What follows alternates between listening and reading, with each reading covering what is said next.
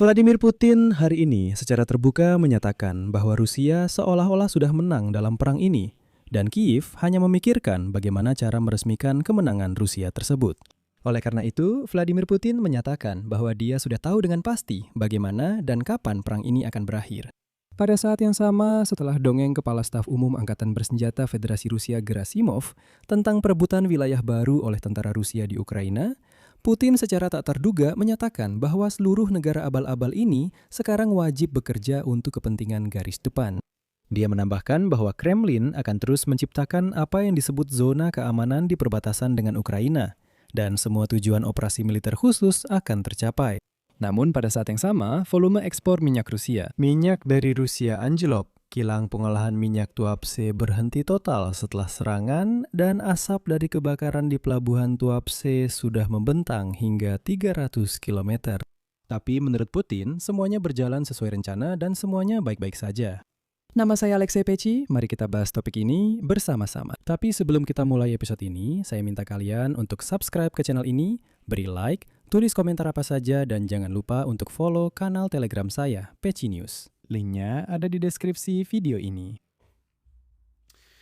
Jadi, si botak menyedihkan itu. Vladimir Putin menyatakan bahwa dia tahu bagaimana perang Rusia melawan Ukraina akan berakhir. Menurutnya, saat ini para pemimpin Ukraina hanya memikirkan bagaimana cara meresmikan kemenangan Rusia. Propagandis Kremlin hari ini menyatakan bahwa Putin telah melakukan negosiasi dengan Kepala Duma Kota Nizhny Novgorod, Yevgeny Chensov. Dan dia menyatakan bahwa tidak ada seorang pun yang meragukan kemenangan Kremlin di masa depan, termasuk musuh Kremlin, yaitu Ukraina. Putin setuju dengan komentar itu dan menambahkan, kutipannya, "Di sana, di Kiev, mereka hanya memikirkan bagaimana memformalkan semua itu. Ya, kita lihat saja nanti."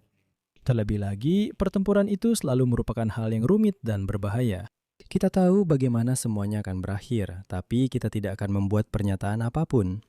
Dan pernyataan seperti itu muncul setelah rasa malu yang diungkapkan oleh Kepala Staf Umum Angkatan Darat Federasi Rusia, Valery Gerasimov. Orang ajaib ini hari ini menyatakan bahwa orang Rusia diduga telah sepenuhnya merebut, siapa sangka, wilayah Luhansk. Saya tidak tahu, sepertinya ini sudah ke-11 kalinya mereka sepenuhnya merebut wilayah Luhansk. Tapi sebenarnya tidak begitu.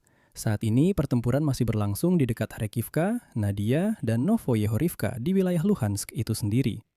Juru bicara Korps Angkatan Darat Ketiga Angkatan Bersenjata Ukraina, Alexander Borodin, menyatakan bahwa pemukiman yang disebutkan di atas tetap berada di bawah kendali militer Ukraina. Namun dia menambahkan bahwa pasukan Federasi Rusia tidak berhenti menyerang dan terus mengerahkan banyak personel serta perlengkapan ke medan pertempuran.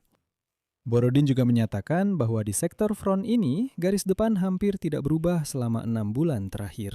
Di hadapan pasukan Rusia, terdapat tugas operasional untuk maju ke arah Borovaya Liman, karena itu adalah kunci menuju Slaviansk dan Kramatorsk.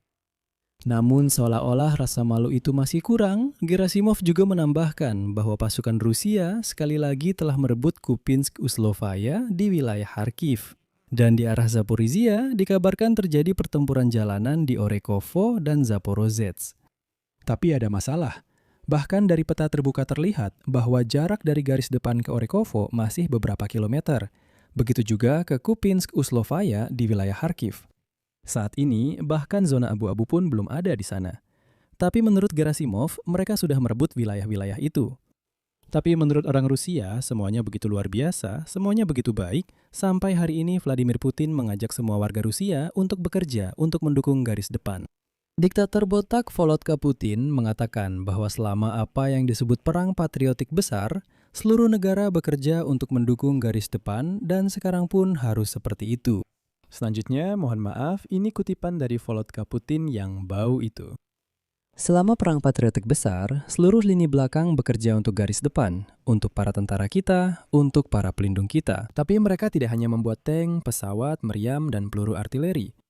Karena pada bulan-bulan terberat perang patriotik besar, di bulan-bulan dingin tahun 1941 dan 1942 seperti sekarang ini, anak-anak, nenek-nenek, dan para wanita merajut kaos kaki, mengirimkan paket dan hadiah ke garis depan. Di dalam persatuan inilah letak keberhasilan kemenangan kita. Begitu pula sekarang. Putin kemudian menambahkan bahwa Kremlin akan terus menciptakan apa yang disebut zona keamanan di perbatasan dengan Ukraina. dan semua tujuan dari apa yang disebut operasi militer khusus akan tercapai. Berikut kutipan lainnya. Kita tahu bagaimana semuanya akan berakhir, namun kita tidak akan membuat pernyataan publik apapun tentang hal ini. Kita hanya akan melaksanakan dan berusaha mencapai tujuan-tujuan yang telah kita tetapkan. Dan di sini, tahu tidak, kalau saja orang Rusia punya sedikit saja otak, mungkin mereka akan bertanya, tunggu dulu, apakah kita yang menetapkan tujuan-tujuan itu atau kamu sendiri, Volodya Putin, yang menetapkannya? Namun karena orang Rusia tidak punya otak seperti itu, tentu saja mereka tidak pernah mempertanyakan hal-hal seperti itu. Karena para budak diperintahkan untuk mati demi Volodya Putin, maka para budak pun pergi mati demi Volodya Putin. Dan tentu saja mereka sama sekali tidak akan melawan hal itu. Dan inilah menurut sumber Bloomberg yang dekat dengan Kremlin. Putin sedang bersiap untuk melanjutkan perang selama 1 atau 2 tahun lagi. Karena negosiasi damai yang telah berlangsung lebih dari setahun dengan mediasi dari pemerintahan Donald Trump telah menemui jalan buntu. Putin terus menuntut penyerahan penuh wilayah Donbas oleh Kiev, sementara Volodymyr Zelensky menolak untuk memberikan konsesi wilayah dengan menegaskan bahwa skenario seperti itu akan menyebabkan agresi Rusia terulang kembali di masa depan. Menurut narasumber Bloomberg, Kremlin berharap untuk memulai serangan baru untuk merebut kendali atas wilayah-wilayah yang dianeksasi pada tahun 2022 dengan kekuatan militer. Namun, kemajuan signifikan di garis depan tampaknya tidak mungkin terjadi. Hal ini diakui oleh sumber-sumber dari Bloomberg. Kenapa? Karena tentara Rusia yang liar ini tidak bisa menembus apa yang disebut sebagai tembok drone yang dibangun oleh Angkatan Bersenjata Ukraina menghancurkan hingga 90% pasukan penyerang, bahkan sebelum mereka mencapai garis depan.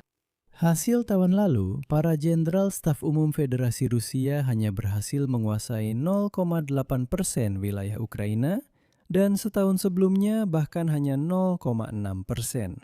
Di beberapa sektor, laju serangan Rusia hanya mencapai 15 meter per hari dan mencetak rekor terburuk dalam lebih dari 100 tahun sejarah perang modern. Dan di sini, saya ingin mencatat bahwa untuk melanjutkan pertempuran, Kremlin sedang mempersiapkan masyarakat untuk apa yang disebut mobilisasi parsial baru. Para ahli dari Institut Studi Perang Amerika sudah menulis tentang hal ini sejak bulan Februari. Penciptaan kondisi informasi untuk perekrutan paksa warga Rusia ke garis depan dibuktikan dengan peningkatan pemblokiran internet, serta undang-undang yang diadopsi pada akhir tahun lalu yang memungkinkan Kementerian Pertahanan Federasi Rusia menggunakan cadangan mobilisasi 2 juta orang. Hal yang sama juga disampaikan oleh Volodymyr Zelensky sehari sebelumnya, dengan menyatakan bahwa pemblokiran internet bagi warga Rusia yang dekil adalah persiapan untuk mobilisasi besar-besaran. Sementara itu, Rusia sedang menghadapi konsekuensi dari serangan terhadap Tuapse. Dilaporkan bahwa pabrik pengolahan minyak Tuapse milik Rosneft terpaksa menghentikan pengolahan minyak sejak 16 April setelah serangan drone ke pelabuhan Tuapse. Serangan drone di Tuapse terjadi pada 16 April dan 20 April, menyebabkan kebakaran dan merusak infrastruktur pelabuhan minyak.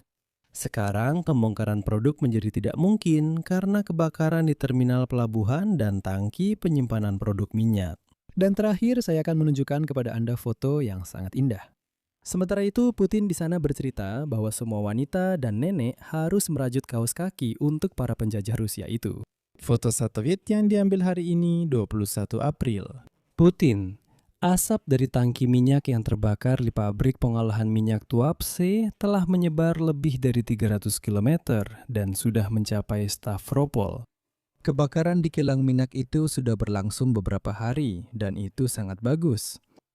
Saya akhiri sampai di sini. Pendapat dan kesimpulan Anda silakan tulis di kolom komentar di bawah episode ini. Jangan lupa subscribe channel ini, tekan lonceng, dan beri like. Jika Anda ingin mendukung kanal YouTube ini, saya akan sangat berterima kasih untuk itu.